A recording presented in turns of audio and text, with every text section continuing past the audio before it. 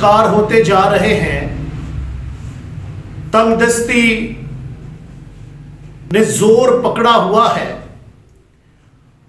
اور آج میرے عزیزو، اگر آپ خوشحال ہونا چاہتے ہیں، اگر آپ بحال ہونا چاہتے ہیں، دکھوں، مصیبتوں، تنگ دستیوں سے، پریشانیوں سے اگر آپ آزاد ہونا چاہتے ہیں، تو میرے ساتھ کلام مقدس کو اپنی زندگی میں لیجئے گا۔ کلام مقدس میں سے پڑھیں گے رسولوں کے اعمال اور اس کا 3 باب ہے، اور اس کی ایک ہی ورس ہم 19 آیت ہم کلام خدا میں سے تلاوت کریں گے۔ لکھا ہے، پس توبہ کرو اور رجوع لاؤ تاکہ تمہارے گناہ مٹائے جائیں، اور اس طرح خداوند کے حضور سے تازگی کے دن آئے۔ آمین۔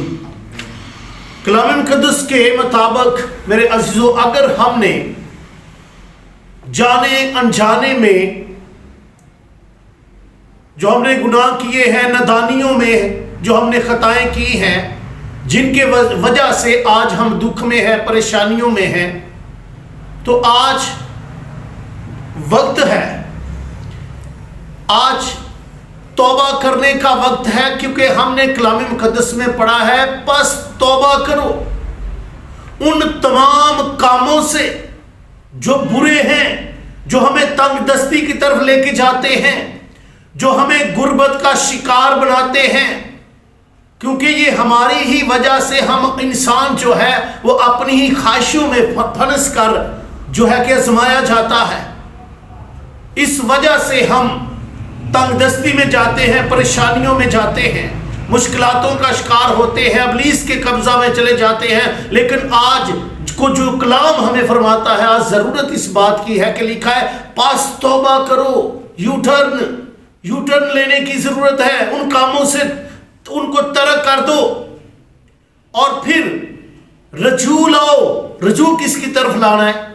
رجوع اپنے خداوند یسوع مسیح کی طرف لانا ہے، اسے دیکھنا ہے، کیونکہ لکھا ہے کہ پاس ایمان کے بانی اور کامل کرنے والے یسوع کو تھکتے رہیں، خداوند کی طرف نگاہ کرنی ہے۔ اگر خوشحال ہونا چاہتے ہیں تو توبہ کریں، رجوع لائیں۔ اس طرح لکھا ہے کہ تاکہ تمہارے